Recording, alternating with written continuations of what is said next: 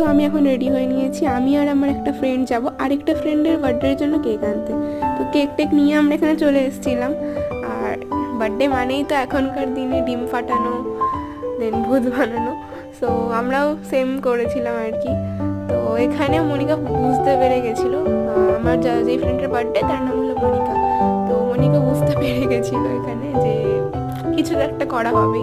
আর এইবার আরেকটা নতুন জিনিস আমরা স্টার্ট করেছি, কেকের মধ্যে লঙ্কা, নুন, দেন আদা রসুনের রস, মানে এসব মিশিয়ে আমরা ওকে কেকটা লিটারালি খাইয়েছি। ও তো খাইনি, ও মুখে নিয়েই বুঝে গেছিলো কোনো গোলমাল আছে, তাই ফেলে দিয়েছিল ও।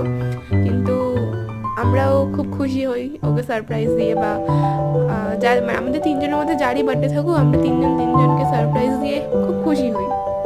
তো মনিকার বার্থডেটা এবারে এরকম করে কাটালাম। ভালো লাগলে লাইক, শেয়ার, কমেন্ট আর সাবস্ক্রাইব করে দিও অবশ্যই।